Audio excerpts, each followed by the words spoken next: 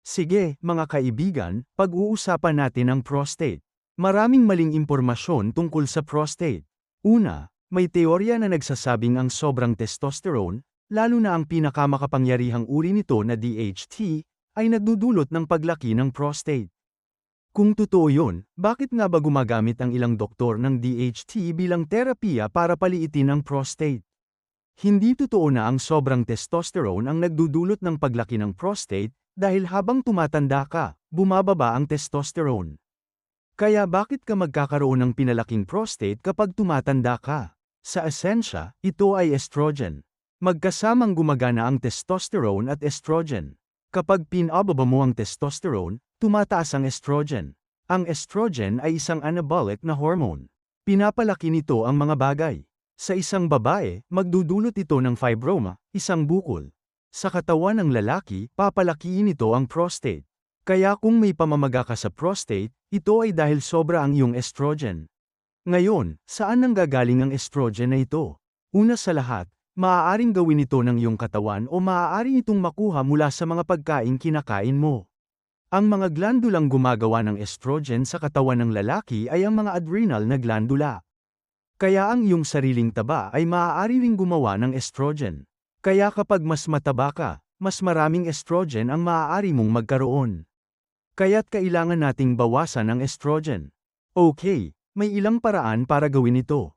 Una, iwasan ang pagkain na may estrogen.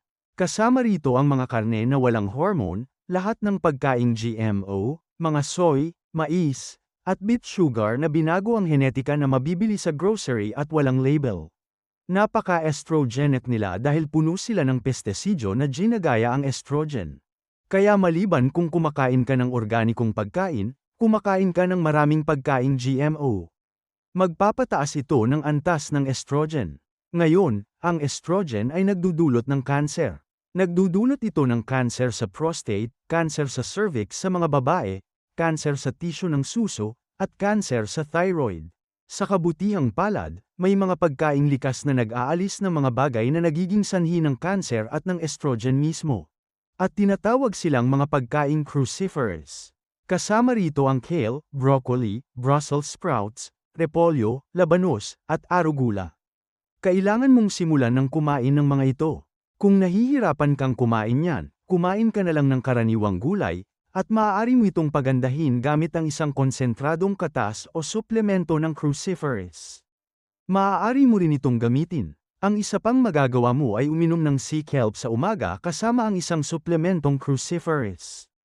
Babawasan din ng damong dagat ang estrogen. Mabuti rin talaga ito para sa thyroid. Maganda ito kung kinakabahan ka. Okay, bilang 2, bawasan ang aromatase. Ano ang aromatase? Ito ay isang enzyme na ginagawa ng iyong katawan na nagko-convert ng natitirang testosterone sa estrogen. Kaya isa pa yun na nangyayari rin. Ang ating mga katawan ay nagko-convert ng testosterone sa estrogen. Nakakabaliw. Kaya't ang pagkakaroon ng maraming estrogen ay lubhang nakakabuo ng kanser. Paparamiin ito ang iyong mga salik ng panganib sa kanser. Kaya may mga gamot pa nga na mga aromatase inhibitors para lunas o pumatay ng kanser. Ngunit gusto mong gamitin ang mga likas na bagay na pumipigil sa aromatase. Maganda rin ito bilang panlaban sa pamamaga. Ang ugat ng sting ng nettle ay isang mahusay na halaman o ugat na maaari mong makuha sa anyo ng tableta. At gusto mong doblehin talaga ang dosis. Maganda rin ito bilang panlaban sa pamamaga. Maganda na maiwasan ang pagkawala ng buhok. Kaya ito ay, parang, isang kamanghamanghang bagay para sa prostate. Sa tingin ko mas mabuti ito kaysa sa ilang maalat na palmetto na makukuha mo sa ilang suplemento. Ngunit kung mayroon kang prostate, ito ang kailangan mong kunin, at makikita mo na ang ilang magagandang pagbabago. Kung bumabangon ka sa gabi para umihi, dapat makatulong ang ugat ng sting ng nettle sa pagpapabuti, kasabay ng pagwawasto ng insulin.